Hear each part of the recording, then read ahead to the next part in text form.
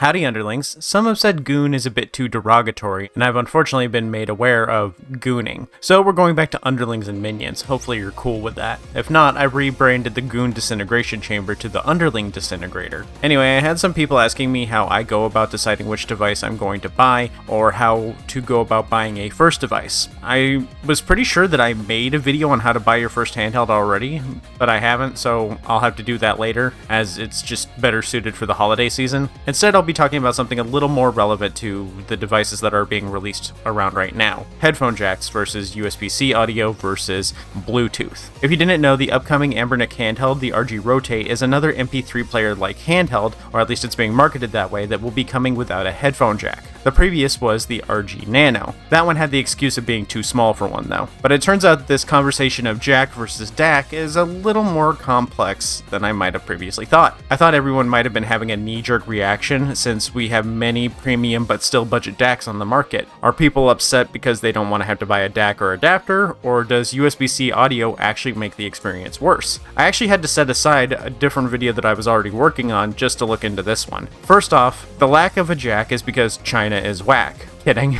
I just wanted to hit some bars. In China, the majority of the customer base listens to audio over USB-C audio, so the reason the Rotate lacks a jack is because they're a Chinese company that is designing products for their primarily Chinese audience who don't, have an interest in the headphone jack. They aren't cheaping out, but I will say that there is such thing as bad headphone jacks, and we can't trust them to pick a good one for the handheld when they don't use them anymore in China. I'd rather there be no jack than a bad jack. So let's get into it. Keep in mind that this will be simplified. I am not an audiophile, but I did do my best to research this as good as I could. Real quick, I do need to explain what a DAC is, as I'm going to be saying it a lot. A DAC is a digital audio converter. When you listen to digital audio, it tends to be very stair-steppy in its representation. It doesn't have a gradual build-up or drop.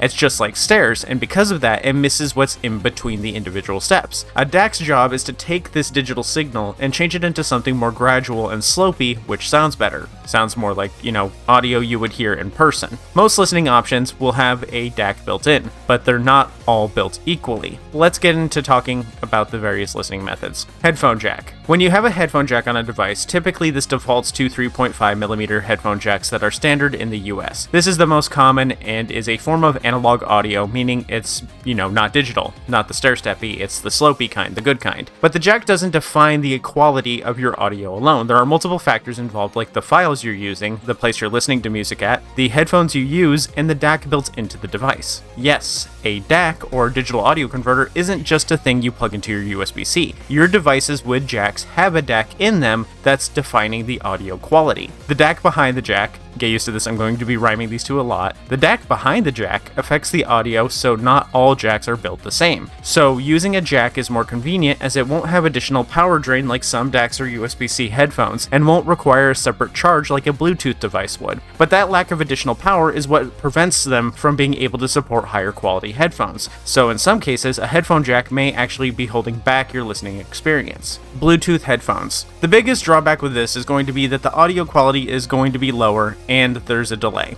If you're using Bluetooth headphones for gaming, you might experience a delay in the audio. Specifically, in the case of the RG Rotate, there is a very noticeable delay in the audio. Like a headphone jack though, Bluetooth headphones will have their own DAC and amp chips, and the quality of that will affect your audio quality. Now for the quality. In 99% of cases, Bluetooth audio is always going to be worse than wired. That's in part because of how they work, and in part because Bluetooth is primarily an average consumer's market. The average person has moved on to wireless, and now wired is more commonly used by people who want better audio quality. There are expensive wireless headphones, but for the most part, no one is making super ultra blow your ass off premium wireless headphones, and the average wireless consumer isn't buying them. There isn't as much of a demand for high quality wireless audio, as audio people have long come to terms with wired living. Maybe one day this won't be the case, but for now, Bluetooth shouldn't even be discussed when it comes to gaming and audio quality. If you want good and fast audio for gaming, Bluetooth just isn't it. If you want just quality in general, Bluetooth still isn't it. It's a convenience tool that many of us have been upgraded to because the profit margin is larger. The average consumer will upgrade to wireless before buying an adapter because wireless is a convenience item. Something is always sacrificed when you're going for convenience. USB-C dongle DACs. USB-C on its own has no DAC, but any headphones you buy or adapter is going to have some form of DAC in them, the quality of which will also vary. As you'll see, there is no easy solution for which you should use. use. Anyway, USB-C audio gives us one thing that headphone jacks don't give us: choice. With USB-C, we can use dongle DACs. Typically, these DACs will be USB-C on one end and 3.5mm jack on the other end. The cool thing is that since these are powered, they have more options. Like, there's some people out there that have really nice headphones that use bigger jacks for better audio, like 4.4mm jacks, or people who use very high-powered headphones that need that extra juice. So some USB dongles will come with a 4.4mm balanced jack or will consume more power. These dongle DACs are nice because you might not be able to guarantee the quality of the DAC inside your device, but if you have a favorite dongle DAC, you can guarantee all of the devices will have the same audio quality. You don't have this level of control over a standard jack. The main drawback of some of these dongle DACs is some have additional power drain, some have batteries of their own, and some use the power of the device. In something like the RG Rotate, we have a maximum of 5 hours on the battery. I don't think the average person knows that these dongles are powered at all. I didn't think they were powered. I thought they just, I don't know what I thought. But the distaste for a lack of jack isn't entirely a knee-jerk reaction. Even if the headphone jack were to be atrocious for some, it's better than bringing yet another device that needs to be charged, or in the case of the Rotate, it would take what little power it has. The lack of a jack is less convenient, and that's a valid concern. Now, before you get to thinking that this is simple or straightforward, we now have to talk about a couple of DACs. If you're using a simple dongle style one, like the one that came with your Apple phone, the quality will depend on your region, but for the most part, even the EU one is better than most jacks slapped in cheap gaming handhelds. The US one is the most powerful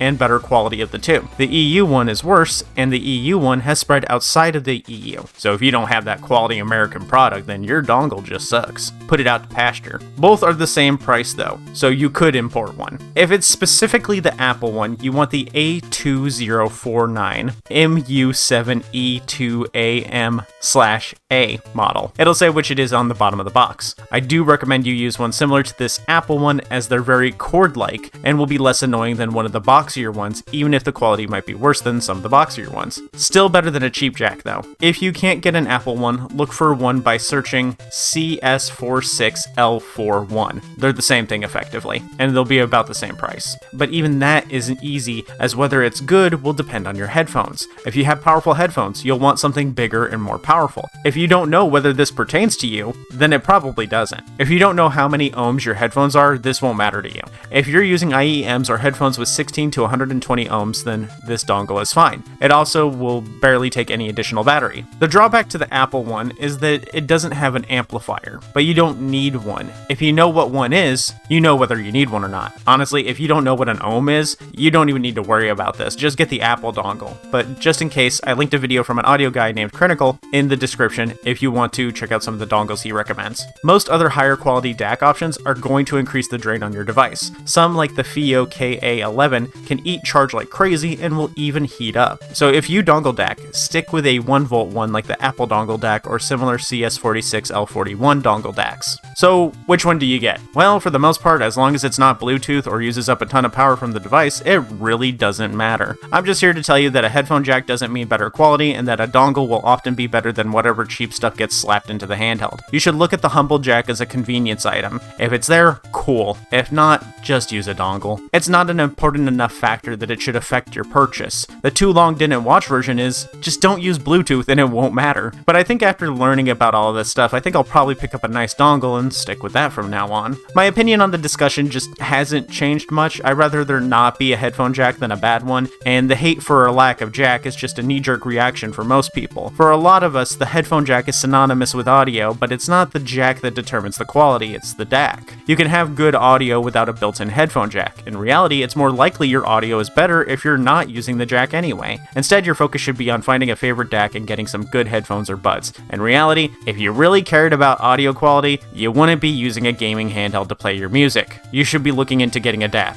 a digital audio player. But after talking about this for a while with a bunch of people, it's a matter of convenience versus cost. Headphone jacks means you can keep it cheap with wired headphones. You don't feel like dropping $50 on some wireless buds and dealing with the inconvenience of yet another thing to charge and bring with you. A dongle DAC is inconvenient because it's small and you might lose it, where a bigger dongle DAC would just be in the way. The people who are annoyed by the lack of a jack aren't concerned with the quality so much as the convenience. There is also the potential that since this device is marketed at retro gamers, that there is a small vocal group of people who may have a blind nostalgic attachment to a jack, and they're convincing others to care more about it than they actually should. The real too long didn't watch is, if you value convenience, you want a jack. If you want quality, you want a dongle. No hate for either side though, doesn't affect me either way. Personally, I think the dongle is better, and I'm not going to lose a dongle. But the backfiring speaker, on the other hand, that deserves all the hate. What the f is your deal, Ambernick? You don't think it'd be annoying if someone was blasting Mario on your commute? I know your culture believes in not inconveniencing others, so why would you make the audio louder for other people? Audio files. One more thing to consider for audio quality if you're turning your Game Boy into an MP3 player is the file types you're using.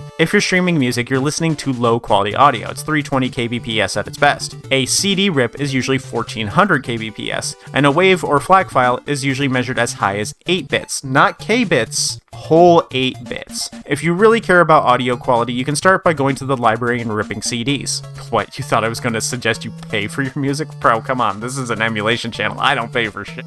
That's it for this one, though. I love videos like this. I would have gone the rest of my life not knowing this stuff. Isn't the internet great? Question is whether I let this be just a one-off thing or embrace my annoying and become a full-blown audio snob. Only time will tell. Next video, I'll be talking about plastic versus aluminum shells. Thanks for watching, and thanks to the underlings who support these videos like AstroPixieYT, Linky, Willy Pete, and Dragon Fanatic. I'll see you all later. I'm gonna go buy a bunch of dongles and eat them like cereal. Bye!